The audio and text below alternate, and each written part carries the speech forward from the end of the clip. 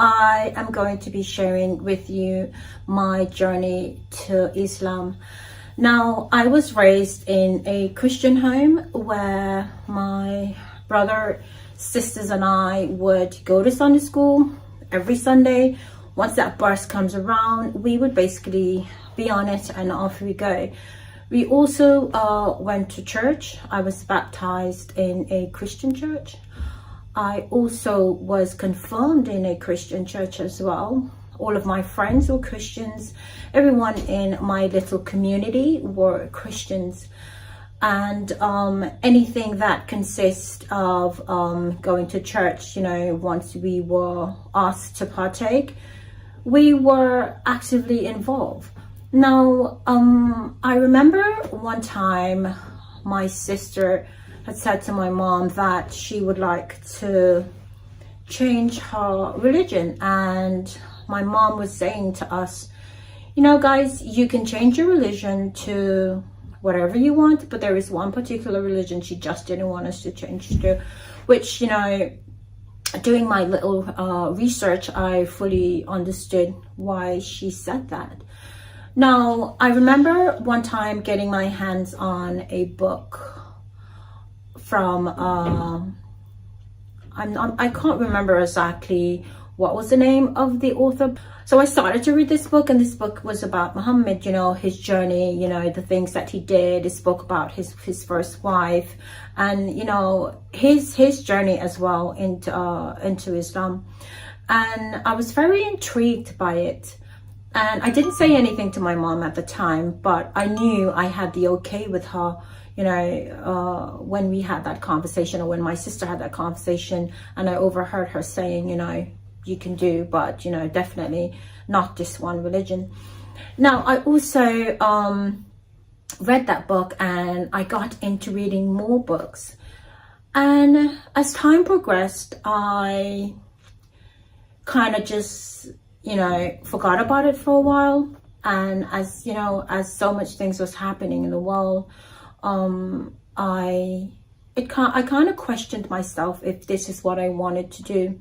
So I kind of left it, you know, for a while, and it just, you know, it stayed in my head, you know, even though it was silently behind, I left it at the back burner. It was just in my head, just rolling around, but so much was going on in the world at the time. And I remember one time driving through the Hudson River Tunnel, and I was asked by my sister. We were driving over from Jersey, and I remember my sister was, you know, saying to me, you know, what has the world come to if this is what God has done, you know? There was lots of questions we kind of asked, you know, but there was no answers for. Apart from that, there was lots of questions that I too had, where I never got no answers for. I went to the reverend of the church. I went to some friends that I know were very active in church as well, and there was nobody can, you know, can answer the questions that I had. And I was just told, you know what, just forget it and believe. Now, how am I to believe something where there is no backstory to? And I'm the sort of person, like, if there is something I want to find out, I'm going to go, you know, to the ends to find out what I need to. Now, fast forward to that, there was no one that I knew who were Muslims. I just used the internet at the time. I used every opportunity that I got to search the web. I went, there was lots of videos that I watched. I will also link them in the description box for you below. And I was very careful as to what videos that I watched. You know, obviously not everything on the internet, you know, it is the truth. Apart from that, there was so much negativity around Islam, and I was not scared at all. I just knew that everyone's perception or everyone's opinion of something is completely different than what mine is or was at the time. And you know, to do away with most of that, I just would stop listening. I didn't listen to the news media, obviously, because you know what the news media does. It highlights basically what it wants to, and I basically disconnected myself from social media at the time. I also was not listening to news. I just, you know, took that opportunity, you know, and I prayed, you know, and I asked, you know, if this is for me, you know, guide me. I asked for guidance, and alhamdulillah, here I am today. I also had work colleagues that I was very close to, and they too were Muslims. Now this is fast forward 10 years ago, when I moved to the UK. I felt like I was a bit lost at the time, but I had a few friends where they were Muslims. I also had Christian friends. When I came to the UK, I was looking at the time for a church to be a part of.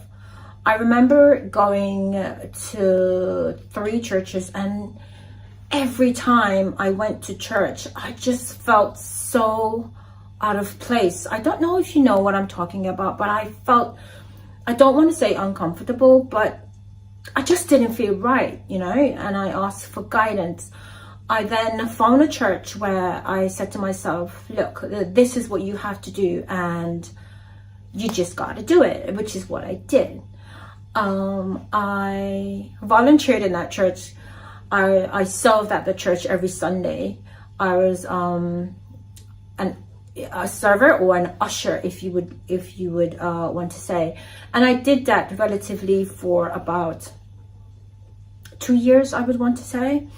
And it just kept coming back in my mind, like, you know, I just felt like there was something missing, and I just had to find what it was.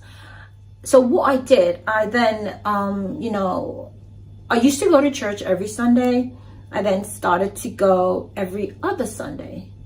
Like I mentioned before, I had friends who were Muslims as well, and I watched how they would pray and the things they would say, the meaning to what they would say. It was basically giving me some of the answers to the questions that I had, where no one were able to give me the answers to. I continued to read lots of books that was given to me by friends, close friends, and I also began to read the Quran, and from that I basically, you know, prayed about it. Most of my time, quiet time, I spent praying, you know, asking for answers, like, why do I feel this way? You know, help me to understand what's going on, you know, with myself. And I then decide, like, you know what, I will speak to someone about it. When I spoke to my daughter's dad, you know, he was not in art, but he was like, you know, he was very supportive, to be honest. He was very supportive. He was actually the first person I told that I was actually changing my religion, or I am changing my religion at the time. And I would basically, you know, say certain things to him, like in the morning, if I would ring him, I would say Assalamu alaikum.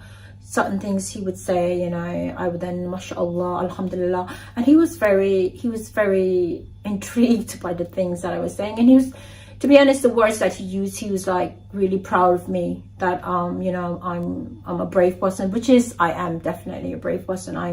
I'm not afraid to, you know, go out there and get what I want, to be honest. Moving forward from that, I then started to talk to my family. I also started wearing the hijab. As you can see, I'm wearing my hijab now. I started wearing my hijab. It was not that I felt doing that, it was just, you know, completely different. And I was basically practicing Islam before I had taken my Shahada. I decided that it was time. I used to eat halal. I stopped eating, non-halal foods. I started introducing different things in the way I would approach certain situations. I did lots of that, and basically I was practicing all that before taking my Shahada.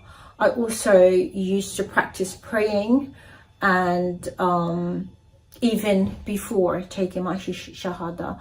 That's when I decide, what, it is time that I do it. But before doing that, I spoke to two of my sisters, and I told them what I was going to be doing, or what I have done, and they were not shocked. I don't know if they didn't fully understand what I was saying, but I basically went ahead in taking my Shahada, and now here I am today. Now